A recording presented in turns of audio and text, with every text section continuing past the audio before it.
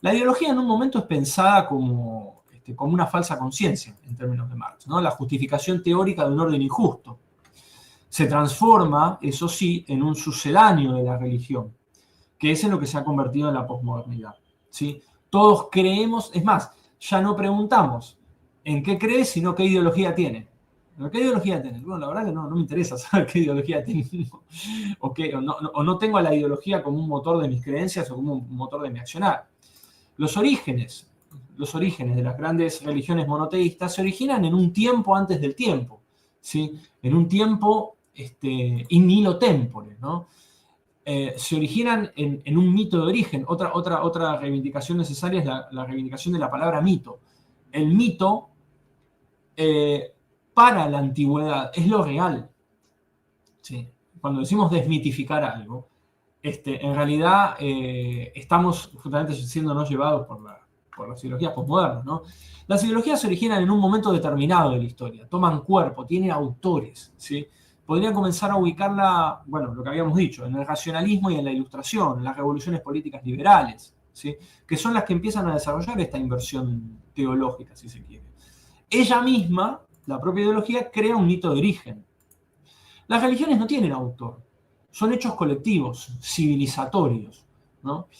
Descienden desde lo trascendente a lo mundano y así dictan, así determinan, así condicionan y desarrollan la moral del grupo, ¿sí?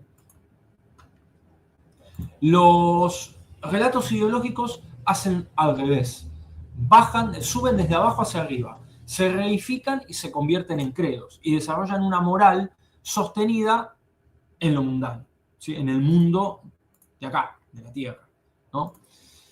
Respecto de la exégesis, generalmente los ideólogos, esto es muy interesante, generalmente los ideólogos intentan reducir la religión a ideología, porque es lo que les conviene hacer, sobre todo en términos políticos. Y la ideología no es más que una ideología, ¿no? Lo que tenemos que hacer nosotros es justamente el trabajo inverso, desidealizar, desreificar la ideología, ¿sí? Dejarla en la dimensión explicativa que ellas tienen, no convertirlas en religión. Hay una cosa muy interesante que con esto espero poder terminar, que es que hay una concepción distinta respecto del tiempo que tienen las religiones. La religión se constituye desde una caída, ¿no? Los monoteísmos, a ver, esto hay que decirlo, el judaísmo, el cristianismo, el islam, que son las bases de las grandes civilizaciones que hoy continúan, afortunadamente, son conscientes las religiones de que el paraíso está perdido y lo que nosotros tenemos, o lo que el deber del ser humano, que, digamos, tiene un deber en la tierra que tiene que ver con todos los hombres que hemos caído, ¿sí? Y que para afrontar, para superar la caída, nos redimimos. El perdón, la redención, ¿sí? La salvación, son todos relatos que no reniegan de ese paraíso, de que somos pecadores, de que tenemos cuerpo, no reniegan de ese cuerpo. En cambio, para las ideologías, para todas las ideologías, y sobre todo, ni hablar para el transhumanismo, el paraíso está adelante, está en el futuro, que es la base del progresismo, pensar que el paraíso está en el futuro, ¿sí? Las ideologías plantean un mito de caída. Por ejemplo, el marxismo plantea el mito de caída no respecto del hombre caído en sí mismo, como un todo, sino el hombre caído respecto de lo que unos hombres le hicieron a otros hombres, una minoría sobre una mayoría, ¿sí? También pasa eso con las ideologías modernas. Lo que el varón blanco heterosexual le hizo a la mujer, y ni hablar si la mujer, digamos, pasado por el tamiz de la interseccionalidad, lo que el varón blanco heterosexual le hizo a la mujer racializada, lesbiana, y etcétera, etcétera, etcétera, etcétera, ¿no? Pasan esta cuestión del mito de la caída a lo que le hizo intramundanamente un colectivo sobre otros colectivos. Es decir, la función no es como en la religión unir los aspectos simbólicos de la existencia y arrojarlos hacia el mundo para decir esto es lo que somos y este es nuestro deber moral como seres humanos. Todo lo contrario, y ahí es interesante respecto de lo que decía Marcelo en torno a lo simbólico y lo diabólico, lo satánico, La función, ni hablar respecto de las ideologías postmodernas, feminismo, teoría queer, transhumanismo, tiene un aspecto diabólico. Diabolein, en contraposición al Simbalein. Diabolein, diablo es lo que separa, lo que me disgrega. Separaremos a hombres de mujeres, separaremos sexo de género, ¿sí? Ahí se ve muy, muy claramente. Claro, ¿qué moral termina construyéndose respecto a esto? El ser humano no le quedará otra que aplicar la moral de acuerdo al colectivo al que pertenece. Esto tiene mucho de protestantismo también, en el sentido de que la moral se constituye a partir de la interpretación que el relato ideológico me invita a hacer. Es decir, ya no va a haber una moral universal, sino que la moral va a estar ajustada al relato ideológico al que yo adscriba. Bien, señalé algunas otras cosas más, pero me parece que es mejor poner un punto aparte acá y que expongan los demás compañeros. Así que concluimos y bueno, gracias. Muchas gracias Facundo. La verdad, encantado de escucharlos. El mensajero de estar ahí con nosotros, Gustavo Paura, bienvenido, como todos los que se sumaron, ¿no? Desde que arrancamos. Víctor, querido, ahí te toca. Bueno, gracias, Ivonne. Bueno, en principio, realmente asombrado para quienes hemos seguido atentamente ambas exposiciones por la calidad de los conceptos, la incitación al pensar cosas nuevas y, bueno, las grandes preguntas que surgen de todo ello, ¿no? Yo voy a concentrar mi exposición en la caída de las grandes ideologías políticas de mitad del siglo XX en adelante.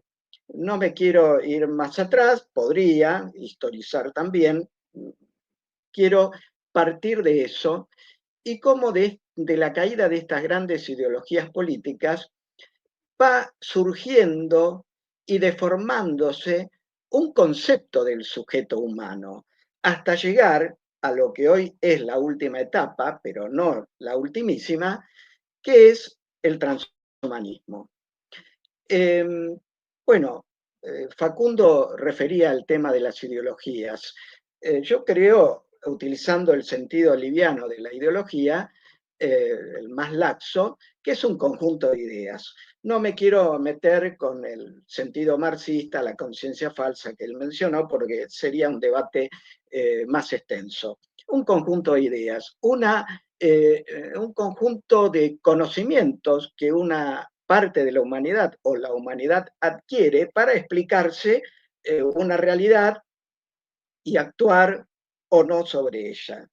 Desde ese punto de vista, todas las ideologías a lo largo de la historia humana han cambiado, se han transformado o han directamente caído. No hay una ideología eterna. Y tampoco creo que las ideologías, como decía Facundo, también vayan a desaparecer. Serán reemplazadas por otras, pero nada más. Y serán siempre transitorias hasta que, bueno, la propia realidad determine o no sus cambios. La caída de estas grandes ideologías políticas ha dejado al hombre contemporáneo, a este hombre de principio del siglo XXI, realmente a la intemperie, me parece. Millones y millones de personas que creyeron en esas ideologías políticas hoy se encuentran decepcionadas. Y esa decepción que crea el vacío es caldo de cultivo para la aparición de nuevas ideologías, dentro de la que podemos destacar la del alma tecnocrática, digamos, como está expuesto al principio de este programa, o el de la ideología tecnocrática. Entonces, me voy a centrar en ese desarrollo del sujeto humano hasta ese punto. ¿Cuáles son las tres grandes ideologías del siglo XX, mediados del siglo XX hasta hoy, que han caído o están tambaleantes? En primer lugar, el nazismo, que solamente duró lo que duró la Segunda Guerra Mundial, aunque Hitler estaba desde antes, pero planteó en ese entonces al sujeto humano como sujeto de la raza y de la raza superior. Es decir, el sujeto perteneciente a esa entidad llamada raza y además supremacista. Bueno, el fascismo, que fue pariente, primo hermano del nazismo, también consideró al sujeto como siendo subordinado a los intereses plenos del Estado. Siempre acá el sujeto humano subordinado a una entidad, al Estado o a la raza. Hasta que fue derrotado en 1945, la Segunda Guerra Mundial, aunque todavía seguimos viendo algunas expresiones que intentan renacer, sobre todo en el continente europeo donde apareció. La segunda gran ideología que permaneció en activo a través del socialismo soviético y sus países satélites de inspiración marxista, bueno, también tuvo su tiempo, 74 años, y cayó. Y millones de personas creyeron en lo que proponía el socialismo soviético, el socialismo, digamos, en general. ¿Y qué era lo que proponía para el sujeto humano? El sujeto humano entendido como sujeto de una clase social, de un colectivo, al que debía también subordinarse. Por supuesto, mostró sus fallas en todos los órdenes y el socialismo soviético terminó implosionando en 1991. Y la tercer gran ideología, que todavía perdura y podemos decir sigue siendo transitoriamente triunfante, es la del liberalismo económico y político, que en filosofía tiene las expresiones en el nominalismo, el empirismo y el atomismo. En definitiva, el liberalismo económico y político es el capitalismo como sistema, que sigue triunfante desde hace 500 años, desde que apareció la modernidad, hasta ahora, pero ya está siendo cuestionado y está empezando a mostrar sus grandes grietas, porque no ha podido resolver situaciones muy elementales como es la desigualdad social, la salud, la educación, la contaminación ambiental y lo que es peor, se manifiesta ya con una gran degradación moral y cultural. El capitalismo se enfrentó durante gran parte del siglo XX al socialismo soviético y se enfrentó ofreciéndole a su población un estado de bienestar donde ciertos parámetros de educación, salud, seguridad, relaciones con el trabajador, estuvieran más asegurados para que el socialismo soviético no los atrayera.